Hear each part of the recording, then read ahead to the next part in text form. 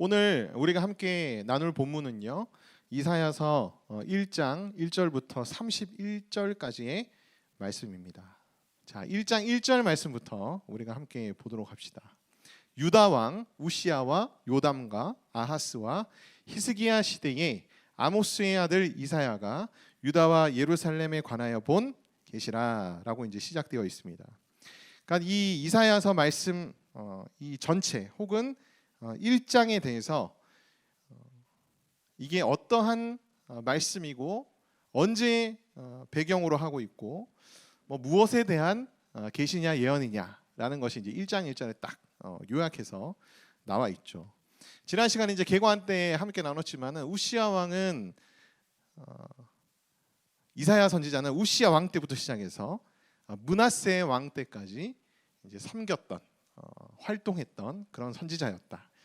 그래서 이제 처음 소명을 받았을 때는 우시야 왕이 죽던 해입니다. 그래서 실제 활동은 요담 때부터 시작해서 므낫세 왕까지가 진행이 되겠지만은 어쨌든 우시야 왕 때 이 이사야는 선지자로서가 아닌 이스라엘 백성으로서 또 그 당시에 어떤 상황들이나 영적인 어떤 문제들이나 이제 이런 것들을 계속 경험하고 있었기 때문에 이제 그때부터 시작해서 히스기야까지로 이제 설명을 합니다. 므낫세가 포함이 되지 않은 이유는 뭐냐면은 이 이사야서 자체가 누구에게 헌정된 책이냐면은 바로 므낫세 왕에게 헌정된 책이거든요.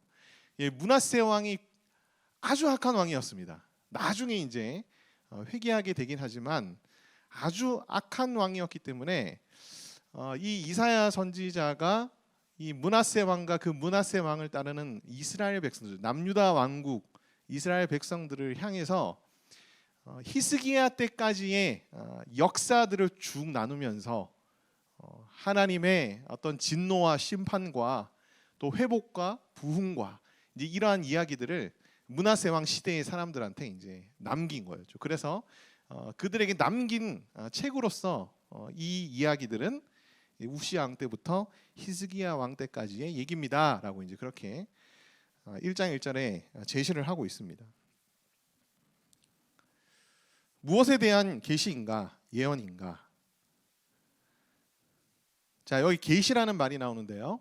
계시라는 말은 하나님께서 이사야 선지자에게 보여주신 것, 그것을 이제 계시라고 합니다. 보여주신 것을 말하는 것을 뭐라고 얘기할까요?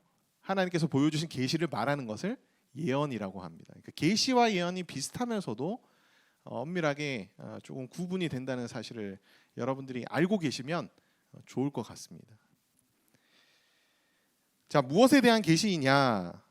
1장 1절 말씀에 보면은 유다와 예루살렘에 관하여 본 계시다라고 나옵니다. 자, 1차적으로는 당시에 이제 남유다 백성들과 그 다음에 예루살렘을 향한 예루살렘이 이제 남유다 왕국의 도읍이었죠. 성읍이었습니다. 그래서 그들을 향한 계시다. 하지만 이 남유다 왕국과 예루살렘은 상징적으로는 또 확장적으로 어떤 의미를 가지고 있냐면은 하나님의 모든 백성들을 의미하기도 하고요. 그 다음에 예루살렘은 신약적으로 봤을 때에 하나님이 거하시는 곳. 예루살렘에 뭐가 있었습니까? 그 당시에 성전이 있었거든요. 그래서 하나님이 거하시고 임재하시는 곳, 하나님의 나라, 천국을 상징하는 것이 또한 예루살렘이기도 합니다. 그래서 1차적으로는 당시 남유다 백성과 예루살렘을 향한 계시이지만 이 말씀은 지금 우리에게도 적용이 되는데 하나님의 백성인 우리와 그 다음에 하나님이 거하시는 곳인 교회들 그 다음에 하나님의 나라, 천국 다 이제 적용이 되는 말씀이다라고 여러분들이 생각하시면 되겠습니다. 자, 그런데 2절부터 바로 무슨 내용이 나오냐면은 2절부터 이스라엘이 거역했다.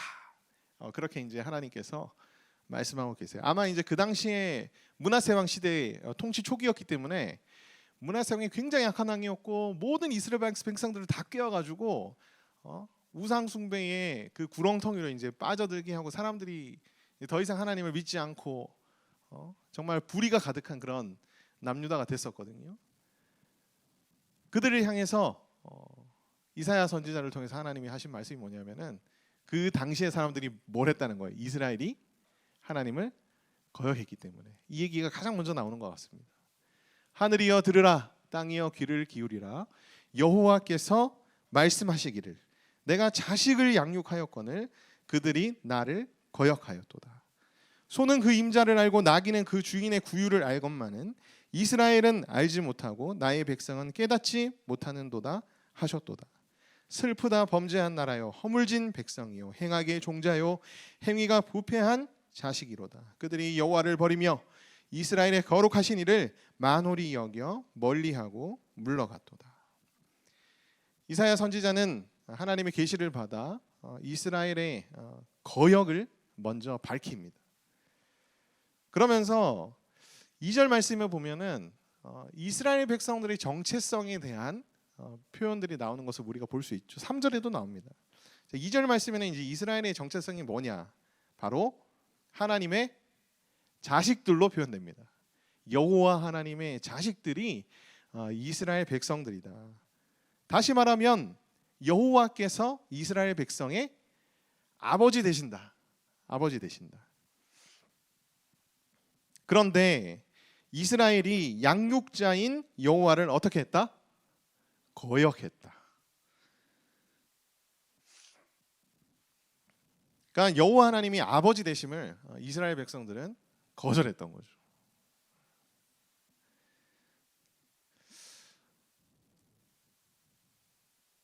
두 번째로는 3절에 보면은 이스라엘 백성들의 이제 정체성이 또 나옵니다.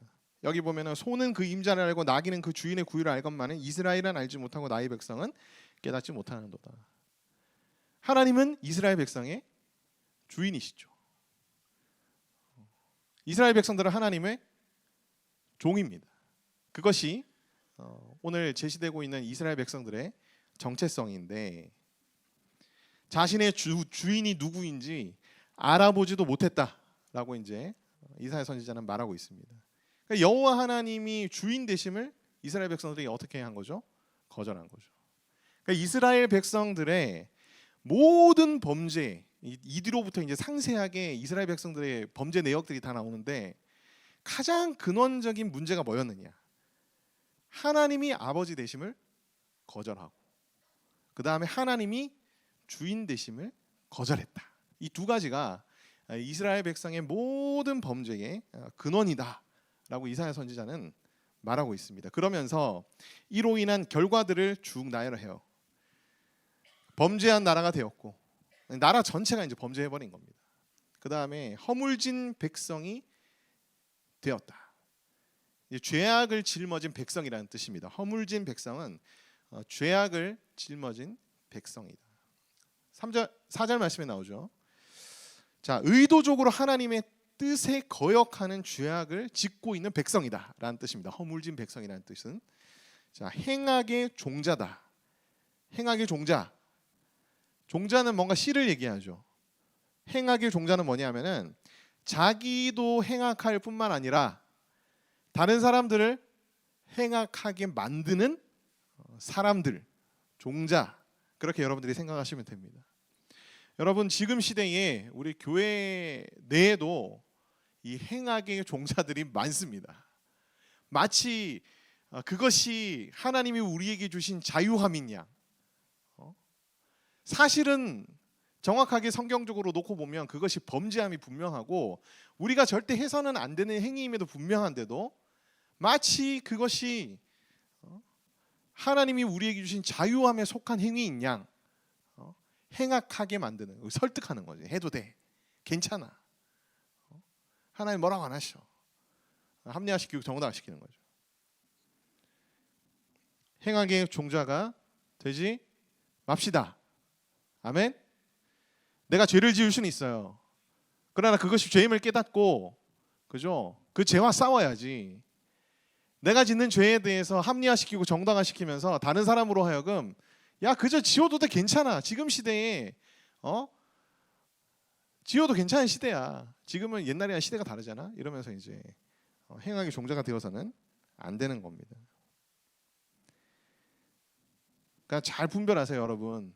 그냥 뭐 홀리하게 찬양 시간에 손 들고 찬양하고 되게 열심히 섬긴다고 해서 여러분들이 신앙적으로 뭔가 본을 받을 만한 믿음의 사람이라고 생각하시면 절대 안 됩니다. 행악의 종자인지 아닌지를 여러분들이 보시고 내가 그 사람을 나의 모델로 삼을지 말지를 여러분들이 결정하시라는 겁니다. 행위가 부패한 자식이고 여호와를 버리고 만홀히 여겼다.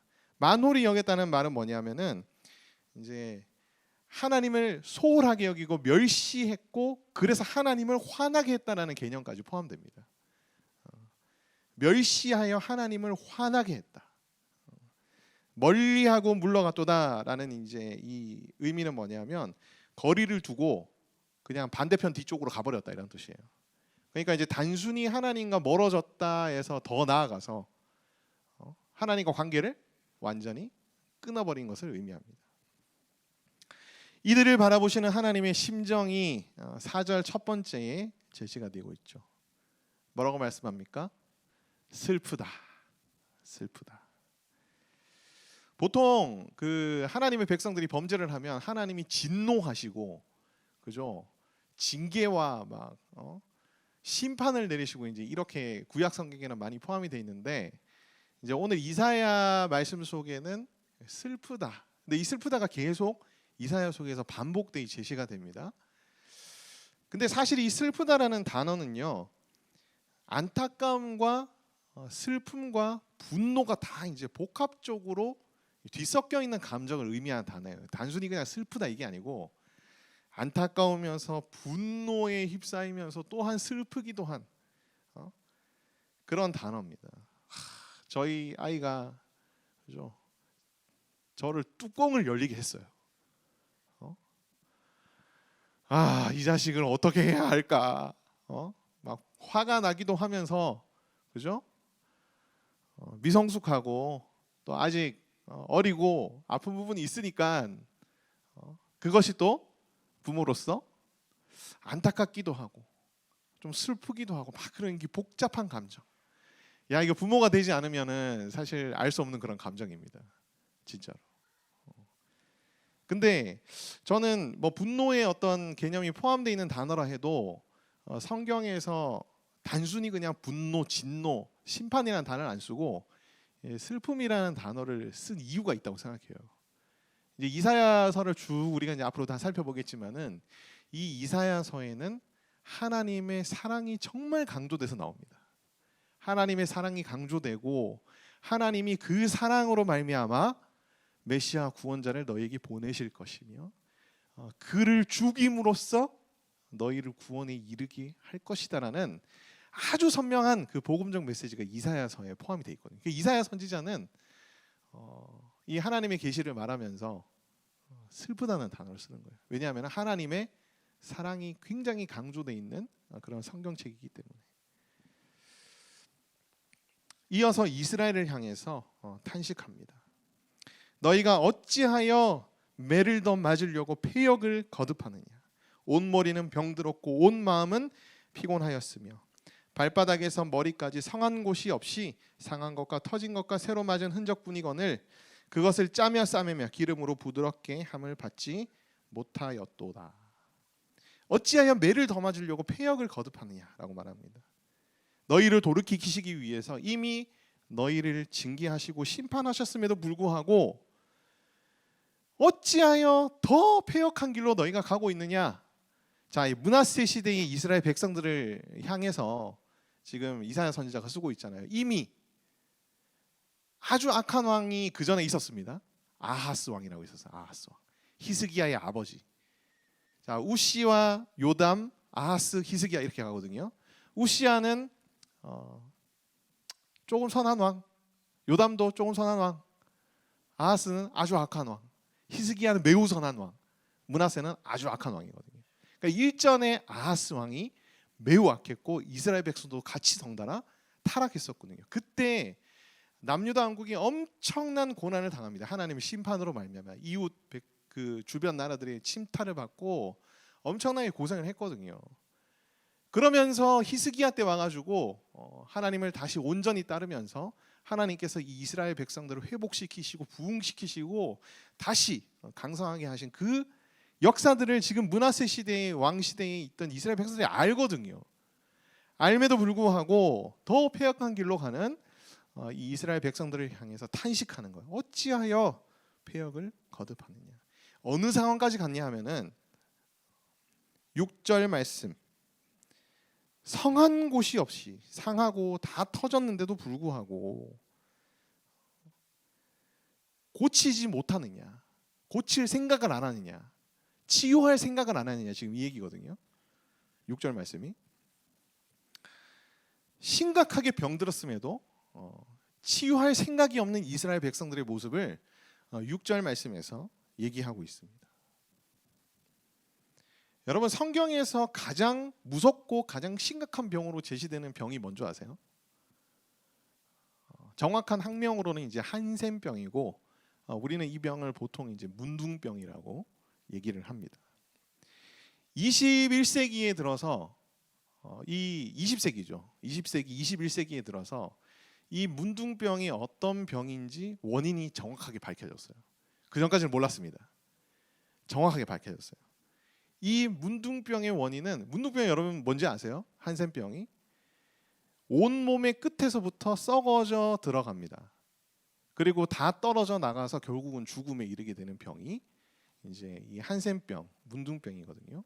근데 이 병의 원인이 굉장히 별거 아니에요. 이 병의 원인이 뭐냐면은 통점을 잃어버리는 신경병입니다. 우리의 신경 가운데 있는 여러 가지 점들이 있죠.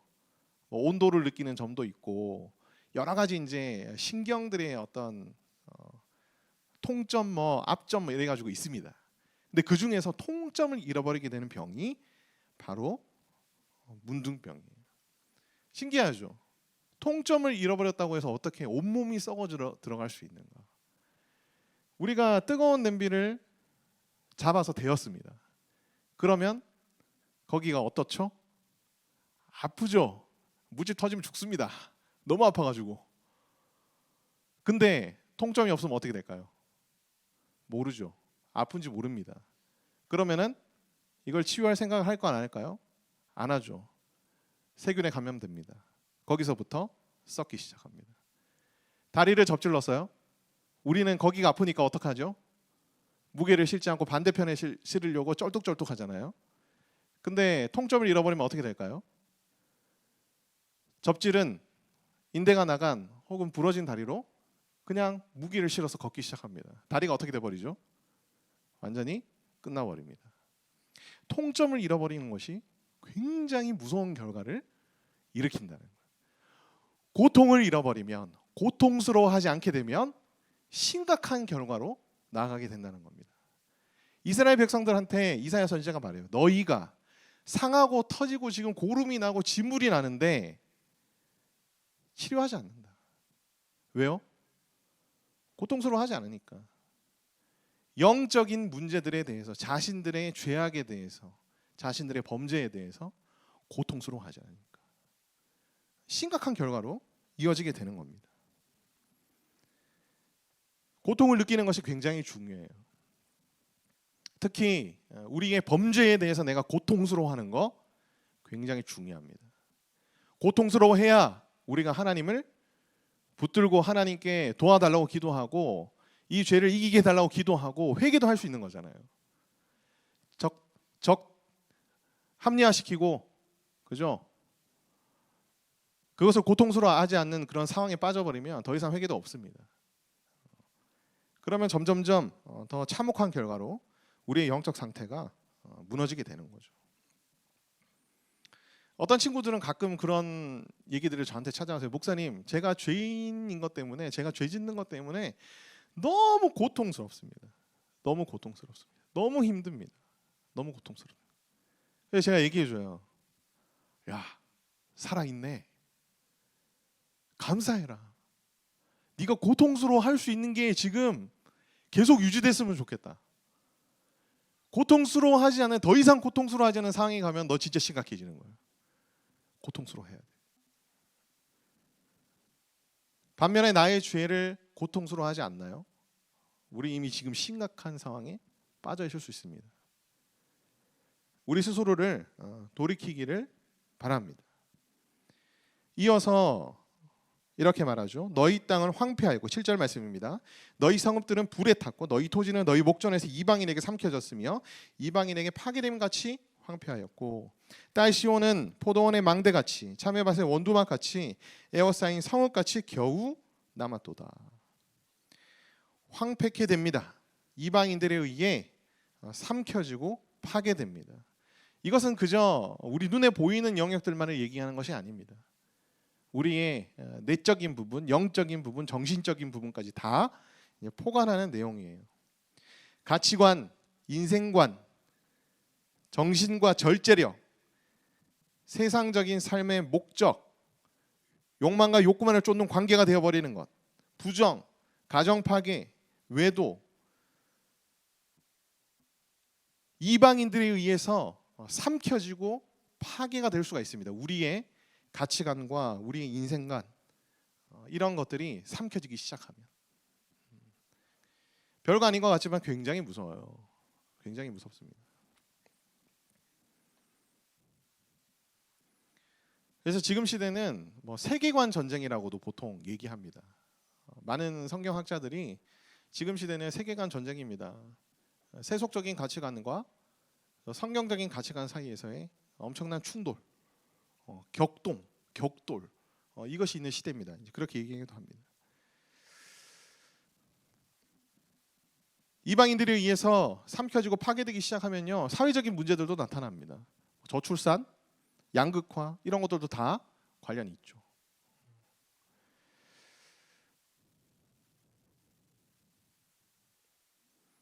그래서 교회는 뭘 해야 되는 곳이냐면은, 교회는 뭘 해야 되는 곳일까요? 우리의 죄가 무엇인지를 계속해서 가르쳐 줘야 됩니다. 교회는 죄를 깨닫게 해야 돼요. 그리고 하나님께 회개케 해야 됩니다. 우리를 온전하게 하시는 십자가의 은혜 가운데로 나아가게 해야 합니다. 보혈의 능력을 선포해야 합니다. 이방인들에 의해서 삼켜지고 파괴되고 황폐화되어 버린 우리의 마음에 거룩한 성을 다시 세워야 합니다. 그것이 교회가 해야 할 역할입니다.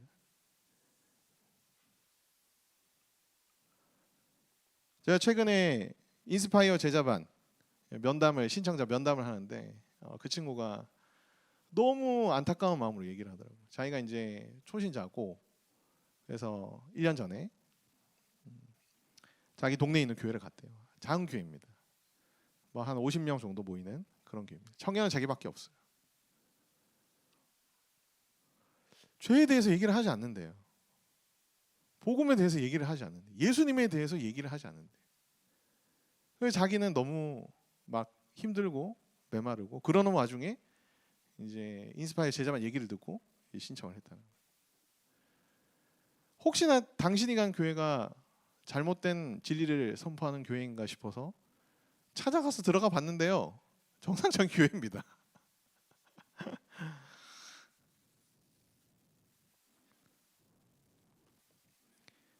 근데 여러분, 그런 교회들이 많습니다. 아주 많습니다. 너무 안타까운 얘기죠. 여러분이 다니시는 교회는 어떤 교회인지 모르지만 지금 이미 복음과 예수님이 더 이상 언급되고 있지 않은 교회들이 상당히 많습니다. 하나님이 너의 삶에 내려줄 복에 대해서만 얘기하고, 네가 원하는 것 들어주시는 하나님에 대해서, 네가 원하는 걸 하나님이 들어주기 위해서 너가 어떻게 해야 되는지에 대한 방법적인 부분들만 얘기되는, 너의 삶이 세상적으로 번영하고 잘되기 위한 얘기들만, 그러니까 하나님에 대해서 아주 부분적이고 부분적인 얘기들만이 많이 얘기되고 있는 교회들이 많다는 겁니다.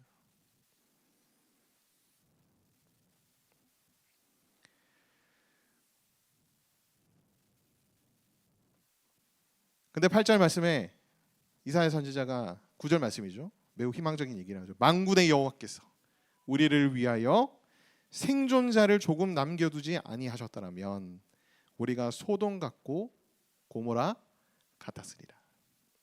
저는 교회의 방금 지금의 상황들에 대해서 여러분께 좀 안타까운 마음으로 말씀을 드리긴 했지만, 저는 한편으로는 여호와께서 남겨두신 자들이 있다고 생각합니다. 많은지는 잘 모르겠습니다. 그러나 아주 순결한 하나님께서 남겨주신 자들이 저는 분명히 있다고 생각합니다. 그 중에 일부가 여기 있다고 생각합니다. 아멘. 남겨두신 자들, 하나님께서 남겨두신 자들은 최후의 보루입니다. 더 이상 소돔과 고모라와 같은 그런 곳이 되지 않기 위한 최후의 보루예요. 그리고 하나님께서 역전의 발판으로 삼으실 줄 믿습니다. 그래서 우리가 지금 처해 있는 어떤 상황들이 되게 암울하고 뭔가 답이 보이지 않는 상황이라 할지라도 여러분, 우리는 실망할 필요가 없어요. 좀 고독할 수는 있습니다. 왜냐하면은 나 혼자서 싸우고 있으니까. 물론 이제 이런 데서 오고 또 동력자들이 생기면 함께 싸우는 그런 느낌을 받긴 하겠지만은 그것도 잠깐이지. 결국은 세상에 나가보면, 여러분 일터에 나가보고 캠퍼스에 나가보면 여러분 혼자밖에 없을 거예요. 혼자밖에 없어요. 굉장히 외롭습니다. 고독합니다. 그러나 여러분들이 끝까지 여호와께서 남겨주신 자로서 삶을 살아갈 때에 하나님께서 여러분들을 통해서 모두 회복시키시고 치유하시며 부흥시키실 거라 믿습니다. 끝까지 여러분들이 여호와께서 남겨두신 자들이 되어 있기를 소망합니다.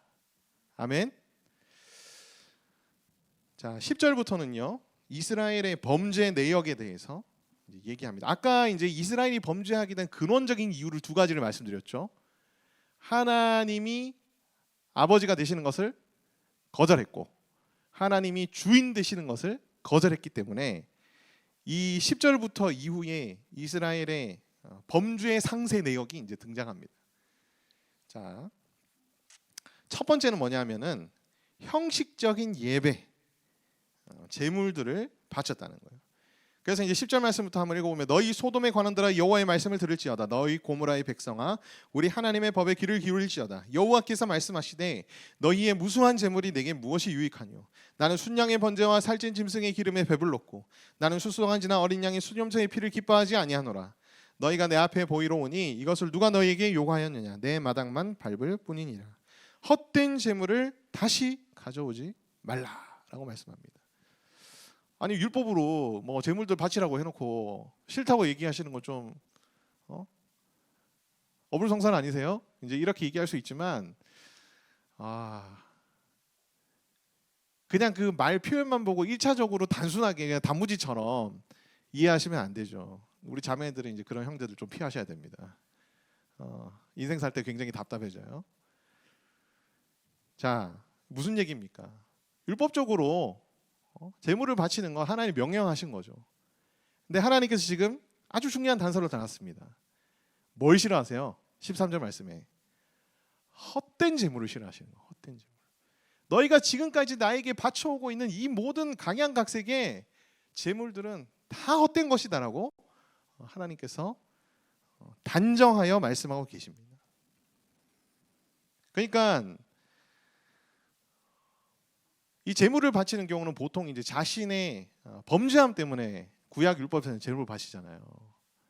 그러니까 자신이 죄 지은 것에 대해서 고통스러워하지 않고 하나님 앞에 죄스러워 하지 않으면서 그냥 이제 지었을 때 이거 제물 바치면은 해결되니까 제물 드려야지 뭐. 그러니까 정말 중요한 건 뭡니까? 죄에 대해서 아파하고 죄를 저지른 것을 하나님께 회개하는 마음으로 제물을 바쳐 하나님이 그 죄악을 용서해 주시는 거잖아요. 그러니까 정말 중요한 알맹이 본질은 빼버리고 그냥 형식적으로만 제물을 바치면은 해결이 됐다는 식으로 생각하는 이스라엘 백성들의 가식적인 모습에 대해서 하나님은 지금 지적하고 있는 것입니다. 신약 시대에는 이제 제물을 바치지는 않습니다. 이런 짐승 제물을 바치지는 않죠. 우리는 하나님께 무엇을 바칩니까? 나의 시간과 나의 에너지와 나의 열정과 나의 몸과 나의 물질을 바치죠. 이런 것들을 우리가 다 통틀어서 보통 헌신이라고 얘기합니다. 섬김과 봉사, 헌신, 뭐 헌물들 다 포함하죠. 근데 여러분, 이거 우리가 왜 하는 걸까요? 하나님을 위해서 하는 것이지 나를 위해서 하는 것이 절대 아닙니다. 하나님 나라의 유익을 위하여 하는 것이지 나의 유익을 위하여 하는 것이 아닙니다. 섬김과 봉사, 헌신과 헌물이 다 하나님 앞에 예배가 될 수 있지만 하나님을 위해서가 아니라 하나님 나라의 유익을 위해서가 아니라 나를 위해서 나의 유익을 위해서 하는 순간 그것은 예배가 아니죠. 하나님을 주인으로 나는 종으로서 인정하며 순종하는 가운데서 이 헌신이 이루어져야 함에도 그런 의식 없이 드려지는 모든 열심은 하나님 앞에서 위선이자 가식일 뿐이다. 자, 형식적인 예배, 하나님께서 이스라엘의 범죄로 생각하시는 형식적인 예배의 또 다른 부분이 뭐냐면 예배 관련 모임들이에요. 예배 관련 모임들. 13절의 뒷부분과 이제 14절을 읽어봅시다. 자, 분향은 내가 가증히 여기는 바요. 월삭과 안식일과 대회로 모이는 것도 그러하니 성회와 아울러 악을 행하는 것을 내가 견디지 못하겠노라. 내 마음이 너희의 월삭과 정한 절기를 싫어하나니 그것이 내게 무거운 짐이라 내가 지기에 곤비하였느니라. 그러니까 이제 여러 절기들마다 드려지는 어떤 모임과 집회와 예배들, 또 각종 목적을 위한 어떤 모임들.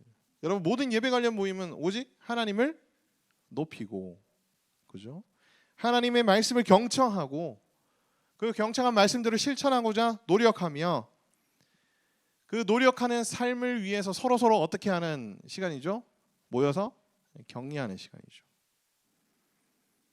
근데 모여가지고 뭐 세상 사람들끼리 모여서 하는 것처럼 해버리면은 그것을 우리가 예배라고 할 수 있을까요?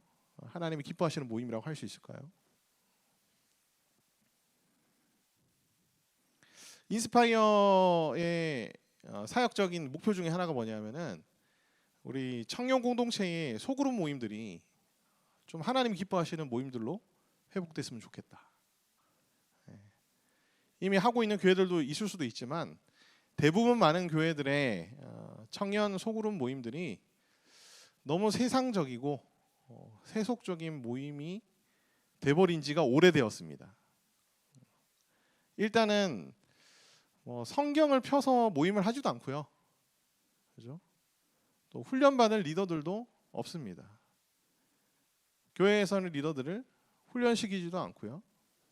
그 다음에 말씀 안에서 모임을 할 수 있도록 여러 가지 사역들도 펼치지 않습니다. 그런 걸 하고 있는 교회들 참 귀한 교회입니다. 근데 하지 못하는 교회들이 참 많죠.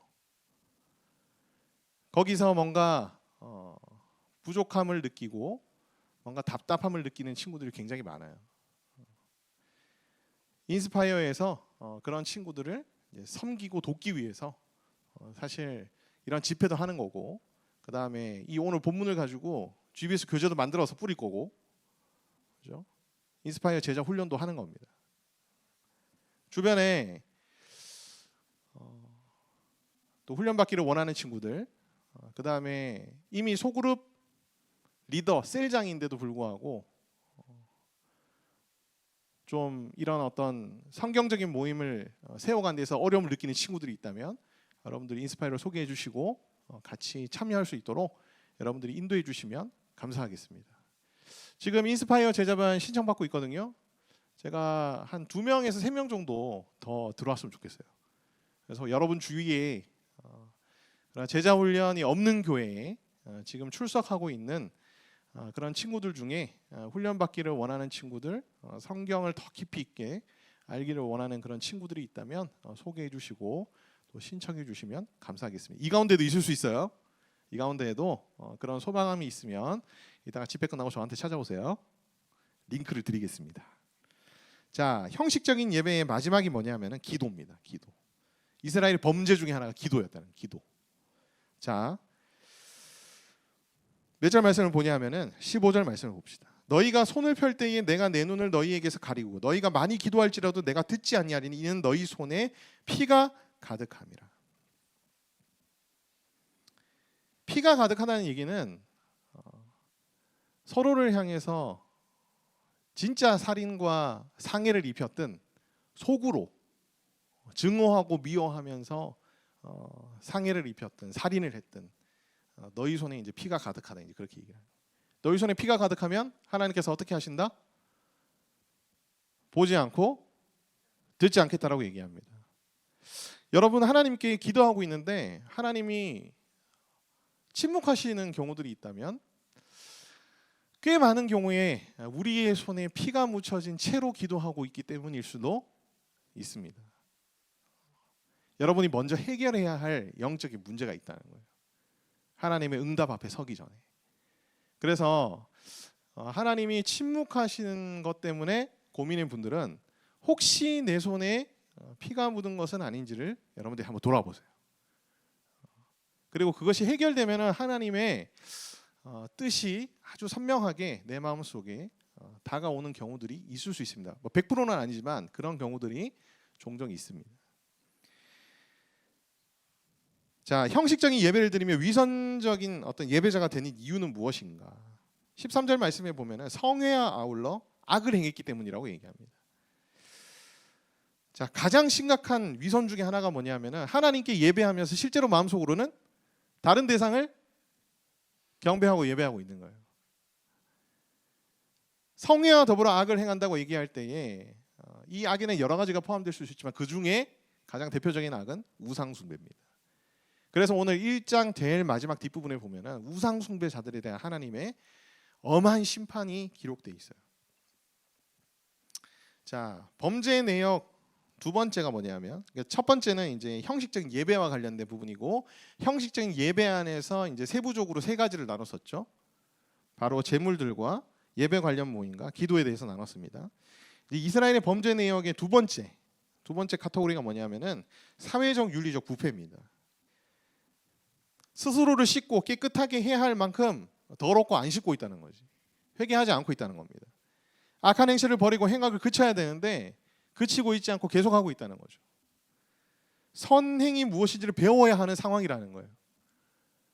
그냥 이게 선이라는 걸 누구나 다 알 법한데도 모르고 있는 거지. 선행이 뭔지를 배워야 되는 상황이라는 거예요. 정의를 구하고, 마지막 이제 세 가지가 학대받는 자를 도우며, 고아를 신원하며, 과부를 위해서 변호하라 라는 말씀이 있습니다.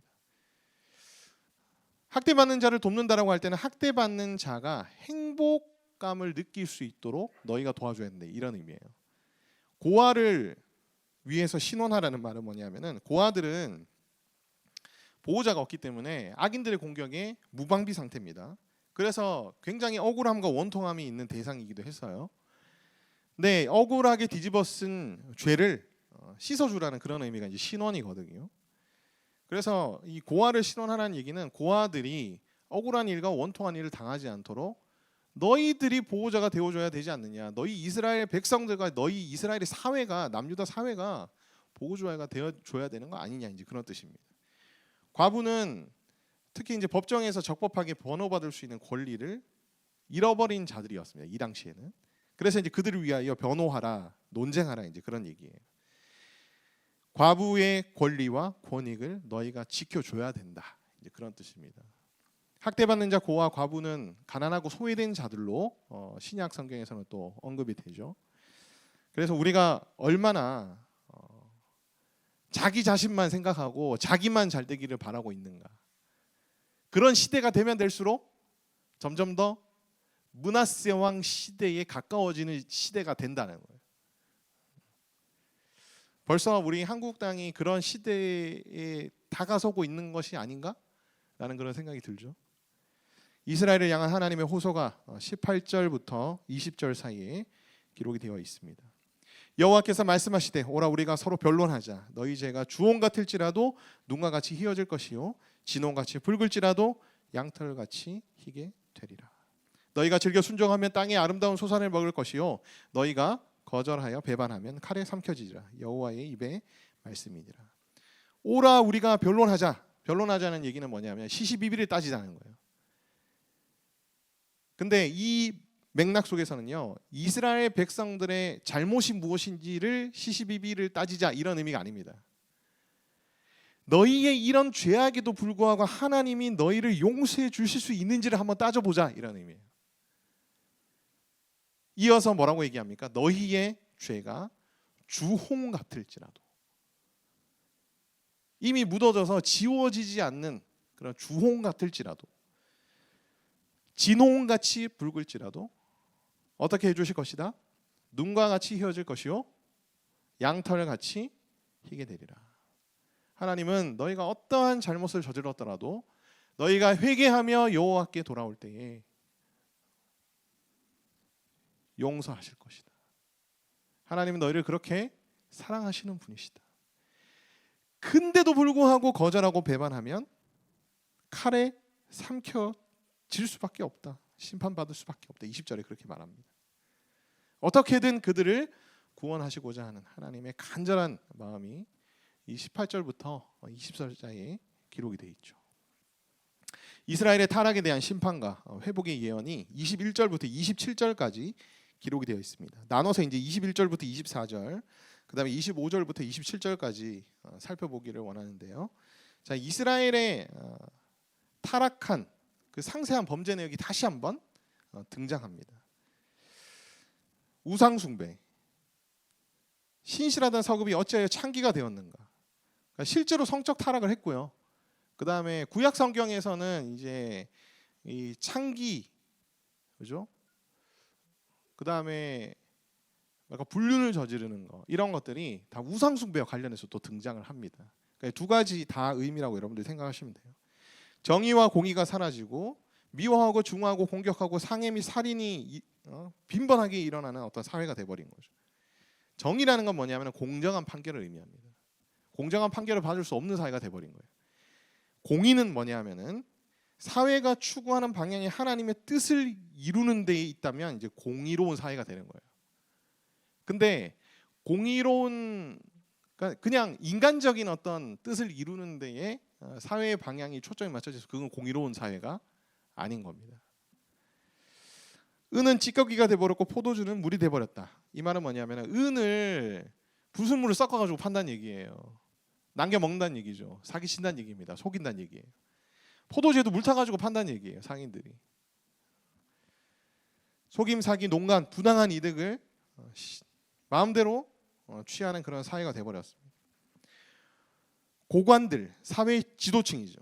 뇌물을 받고 행악자들과 한편이 돼버리고 뇌물을 구합니다.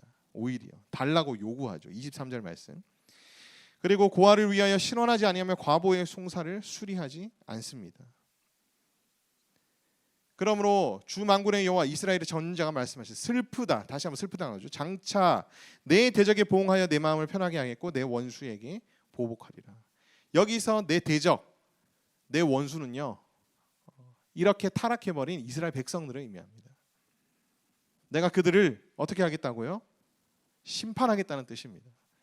그리고 심판을 통해서 무엇을 하느냐? 25절 말씀을 보면은 심판을 통해서 정화시킨다는 얘기예요. 내 찌꺼기를 제물로 씻듯 녹여 청결하게 하며 내 혼자물을 다 제하여 버리겠다. 정화시킨다. 심판을 통하여 내가 내 재판관들과 처음같이 내 모사들을 본래와 같이 회복할 것이라. 그런 후에야 내가 의의 성읍이라 신실한 고리라 불리리라 하셨나니 시온은 정의로 구속함을 받고 그 돌아온 자들은 공의로 구속함을 받으리라. 그러니까 하나님의 심판 속에는요, 단순히 그냥 끝장내버리겠다 이런 의미만이 있는 게 아니고요, 정화를 시키고 다시 회복시키고자 하는 목적이 하나님의 심판 속에는 담겨져 있다는 것을 여러분 기억하셔야 합니다. 이어서 28절부터 31절까지는 패역자와 배도자에 대한 심판의 경고가 나옵니다. 자, 패역이라는 단어는 뭐냐면 위반했다는 거예요. 하나님과의 언약을 의도적으로 위반했다. 패역. 그래서 하나님의 법도를 거슬러 악을 행하는 자들이 패역한 자들이고요. 그 다음에 버린 자는 뭡니까? 28절의 뒷부분에 나오는 버린 자.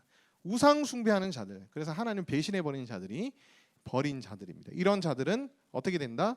패망하고 멸망하게 될 것이다 라고 나옵니다. 너희가 기뻐하던 29절 말씀, 상수리 나무로 말미암아 너희가 부끄러움을 당할 것이요 너희가 택한 동산으로 말미암아 수치를 당할 것이며 너희는 잎사귀 마른 상수리 나무를 가지고 물 없는 동산 같으리니라고 나옵니다. 이 상수리 나무와 너희가 택한 동산, 이게 뭐냐면요, 가나안 지역에서는 이제 물이 좀 귀하잖아요. 그래서 이제 이 지역에서 우거진 큰 상수리 나무, 그리고 아주 이렇게 푸르른 나무들과 꽃들이 이제 펴 있는 정원은 신성시되는 곳이었습니다. 신들이 머무는 장소라고 여겨졌기 때문에, 가나안 신들이 머무르는 장소라고 여겨졌기 때문에, 그래서 우상 숭배의 대상이나 장소가 됐었어요. 그러니까 상수리 나무나 동산 이런 것들이. 그래서 이제 지금 이사야 선지자가 이렇게 말하는 거예요. 너희가 기뻐하던 상수리 나무로 말미암아, 너희가 택한 동산으로 말미암아 너희가 수치를 당하고 너희가 부끄러움을 당할 것이다. 그러니까 우상 숭배한 것 때문에 너희가 수치를 당하고 부끄러움을 당할 것이다. 우리나라도 뭐 토속 신앙에 보면은 큰 몇백 년 된 나무, 거기에다가 막 비나이다 하고 막 그러죠. 요즘 이제 엄청나게 인기를 끌고 있는 한국 영화가 있죠. 거기도 뭐 큰 나무가 나오는지는 잘 모르겠지만 뭐 굿하고 막 그런 내용들이 많이 나오잖아요.